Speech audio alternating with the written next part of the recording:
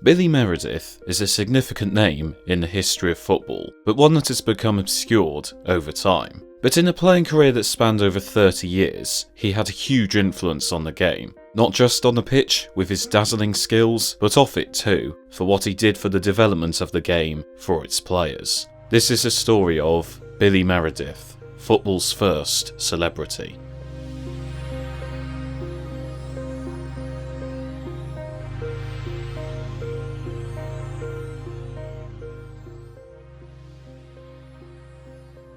Billy Meredith was born in Chirk, a small mining town in North Wales.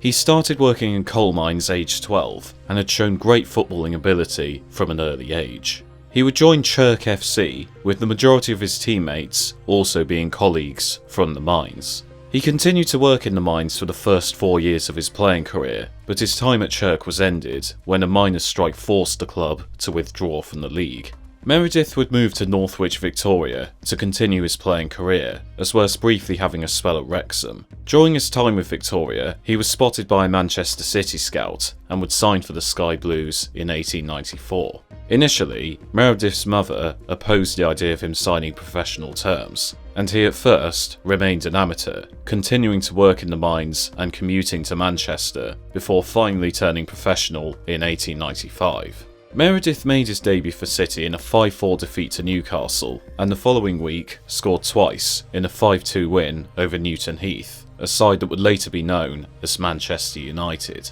He finished his first season with 12 goals in 18 appearances, and in his second season at the club he finished as top scorer, as well as being appointed club captain. City narrowly missed out on promotion to the top flight, but Meredith continued to dazzle. He was known as the Welsh Wizard due to his incredible dribbling skills and was recognisable for always chewing a toothpick during games, which he said helped him to concentrate. In the 1997-98 season, Meredith struck up a partnership with centre-forward Billy Gillespie. Meredith would often swing crosses into the middle for Gillespie, who finished the season with 19 goals. On the last day of the season, Meredith also got his first hat-trick for the club in a 9-0 win over Burton Swifts. The next season, Meredith would do even better. Man City won promotion to the top flight by winning the second division, and Meredith netted 30 goals across the season. City would be relegated a couple of seasons later, but made a quick return to the top flight, and Meredith netted 22 goals.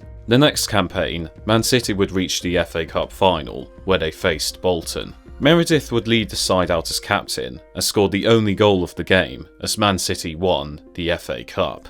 The next season, City finished second in the top flight, but the season would end in controversial circumstances that would taint Meredith's career. City lost on the final day to Aston Villa, and Meredith's teammate Sandy Turnbull was involved in a fight with Villa captain Alex Leake. The FA investigated the violence, and were astonished to find that Meredith had attempted to pay Leake to throw the game. As a result, Meredith was suspended from football for a year. Man City refused to pay Meredith during his ban, and so he would speak out about his club, stating, "What was the secret of the success of the Manchester City team? In my opinion, the fact that the club put aside the rule that no player should receive more than £4 a week. The team delivered on the goods, the club paid for the goods delivered, and both sides were satisfied." This resulted in an investigation into Man City that confirmed the suspicions that the club had been making extra payments to their players against the rules. 17 of their players were suspended, and manager Tony Maley was suspended for life. With his relationship with Man City tarnished, Meredith moved over to the red side of Manchester and joined Manchester United in 1906, while still serving his ban. Meredith would finally make his debut for Manchester United in January 1907, and in doing so, provided the assist for Sandy Turnbull in a 1-0 win. He would also organise the first meeting of the Players' Union later that year, and Meredith spoke in favour of players' rights, asking for wage caps to be removed and the freedom for players to move from club to club. The FA would ban footballers from joining the union, but Meredith and his teammates stood firm. Manchester United were briefly banned from the league as a result, and trained under the name Outcasts FC, until the FA relented and allowed them back into the league just before the season began. Sadly, the maximum wage would not be abolished until the 1960s. Meredith's signing proved to be a masterstroke for the Red Devils. His terrific skill was a key part in them winning their first ever league title in 1908, and they then went on to win the first ever Charity Shield with a 4-0 win over QPR. They then reached the FA Cup final in 1909, looking to add the trophy to their collection. A goal from Sandy Turnbull sealed the game for Manchester United, who won the FA Cup for the first ever time. Meredith would win the league again with United in 1911. The combination of the outbreak of World War I and Meredith turning 40 led many to believe that his playing career was over. However, he would continue playing during the war, even partaking in a guest appearance against Manchester United. He made his final appearance for the Red Devils in 1921 at the age of 46 years old, and also won his second home championships of Wales in 1920, winning his final cap at 45. Meredith rejoined Man City in 1921, having made 303 appearances for the Red Devils. He would retire 3 years later, finishing his playing career at the age of 49. Meredith would not step out of the spotlight after retiring either. He went into a great number of business ventures, including owning a cinema, a public house, and a hotel, as well as acting, and was involved with many radio appearances and media interviews too. He even set up a football club with former teammate Charlie Roberts, the short-lived Manchester Central. His love for football never left him, as he would often attend Wales games, and was often seen discussing football with his guests at the Stretford Road Hotel.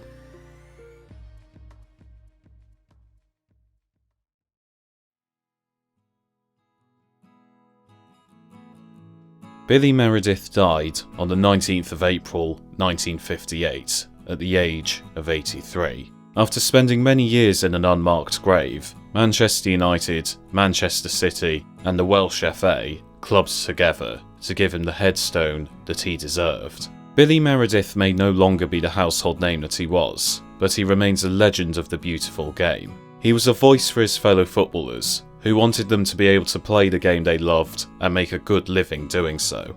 He was an entertainer who could draw large crowds who would adore him. Billy Meredith was a one-of-a-kind character who was one of the key figures in English football's early years, and with over 700 appearances, as well as helping the two biggest clubs in Manchester to their first major honours, he without a doubt revolutionised the game that we all love.